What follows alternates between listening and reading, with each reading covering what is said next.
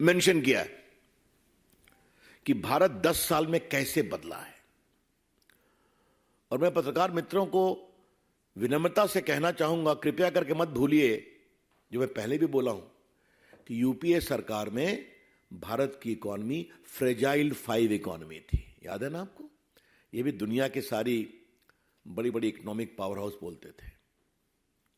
और आज भारत की इकॉनमी नरेंद्र मोदी की अगुवाई में वर्ल्ड की टॉप 5 इकॉनमी है, इंग्लैंड के आगे बढ़ चुके हैं। इसका कारण क्या है? और ये कोई 10 पॉइंट सिर्फ 1-2 के नहीं है।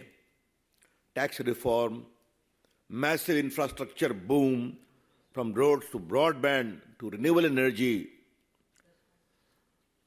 Formal economy, one nation one tax, GST, despite Rahul Gandhi propaganda. क्या बोलते हैं जीएसटी को राहुल गांधी? गब्बर सिंह टैक्स ना बोलते थे। आज बताया कि कितना बड़ा सक्सेस हुआ है। डिजिटल ट्रांजैक्शन, ये मैं मॉर्गन स्टैनली की रिपोर्ट कह रहा हूं, from 4.4% in 2016 to 76.1% in just 7 years। और चूंकि थोड़ा इस मामले से मेरा जुड़ने का सौभाग्य मिला मोदी जी के निर्देश पर, तो आज भारत के इस डिजिटल ट्रांजैक्शन को देख करके बहुत ही अंदर से आत्मविश्वास जगा है देश को, और गरीबों को इससे फायदा हुआ है। Real estate reform, DBT model और बैंकिंग इंस्टीट्यूट रिफॉर्म्स, ये सारी बातें, फोकस ऑन एफडीआई वगैरह वगैरह। और इस रिपोर्ट में आगे क्या कहा गया है? Manufacturing share of GDP to rise by 5%, export market to double, consumption market, profit boom, कई चीजें। 10 पॉइंट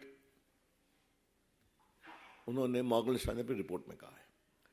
और आपको हम एक और रिपोर्ट दिखाना चाहेंगे जो आज के एक पिंक पेपर में लिखा हुआ है। ये स्टैंडर्ड चार्टर की रिपोर्ट है। Indian exports of goods could reach 773 billion bye 2030। Bharat दुनिया की एक बहुत बड़ी इकोनॉमी का ड्राइवर बनेगा, प्रॉफिट का, ग्रोथ का, मैन्युफैक्चरिंग का।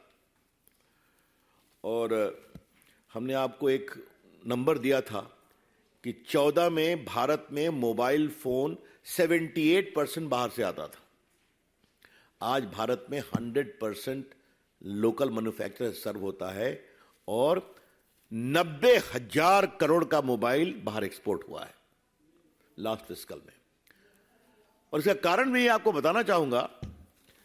ये एक रोचक खबर है इसलिए कि आप लोगों ने उसको मीडिया में बहुत कवर किया था कि जो एप्पल की 2 दुकान खुले हैं दिल्ली और मुंबई में, उसमें जितना सेल हुआ है वो आज तक के हिंदुस्तान के मोबाइल सेल का हाईएस्ट है एक महीने का, जबकि कोई दिवाली मार्केट नहीं है अभी।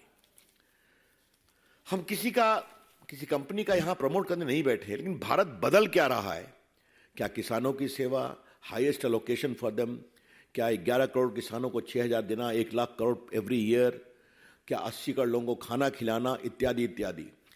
तो भारत आज गरीबों की चिंता, उपेक्षितों की चिंता, वंचितों की चिंता, किसानों की चिंता, उद्योग की चिंता, इंफ्रास्ट्रक्चर की चिंता।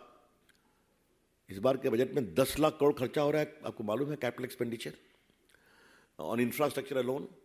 तो भारत का सर्वव्यापी, सर्वस्पर्शी आर्थिक विकास है। India's economic growth is all pervasive, inclusive. ये बहुत बड़ी बात हम कहना चाहेंगे। इसलिए आज ये बहुत ही बड़ा दिन है हमारे प्रधानमंत्री की अगुवाई में, जो भारत बदला है उसके लिए। और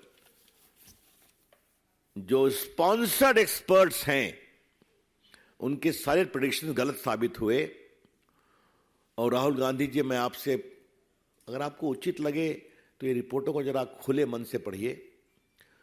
कई बार मोदी जी के बारे में कुछ भी होता है तो आपका खुला मन नहीं रहता है।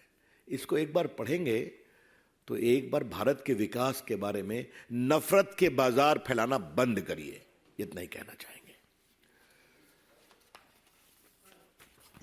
I am open two questions now.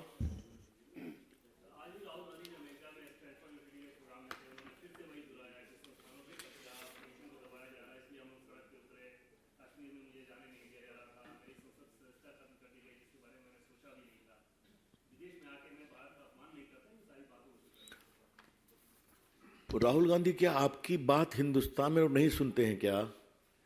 कि आपको विदेश जाके भारत की आलोचना करनी पड़ती है? विदेश में देश की आलोचना कम, अपनी बात कहते हैं आप, लेकिन आपने भारत की प्रतिभा और भारत की छवि को बदनाम करना राहुल गांधी ने अपना लक्ष्य बना रखा है विदेश में। एक मिनट, तो ये कोई नई बात तो है नहीं। जो लंदन में कहा, जो जर्मनी में कहा, जो सिंगापुर में कहा, वही अमेरिका में कह रहा है। तो देश न सुनता है न सुनेगा। लेकिन इस बात की बहुत पीड़ा है कि जिस तरीके से उन्होंने संसद के बारे में कहा, क्या कहा था? आज भारत के संसद की वास्तुकला को दुनिया अप्रिशिएट कर रही, नई संसद को। उन्होंने क्या कहा था? It is a monument of arrogance. याद है ना आपको? इस पर क्या वो नफरत है। मैंने फिर कहा था, राहुल गांधी ये सब क्यों करते हैं? क्योंकि नरेंद्र मोदी की लोकप्रियता और भारत के प्रधानमंत्री हैं वो, इसकी सच्चाई को स्वीकार नहीं कर पा रहे।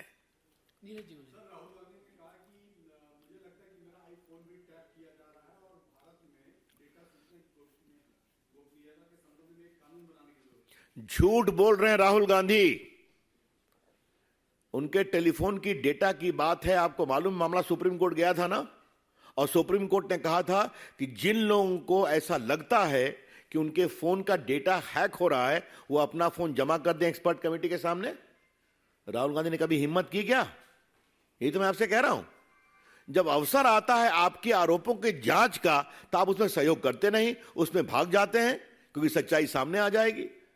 जहां तक डेटा प्रोटेक्शन लॉ का सवाल है, that is a work in progress.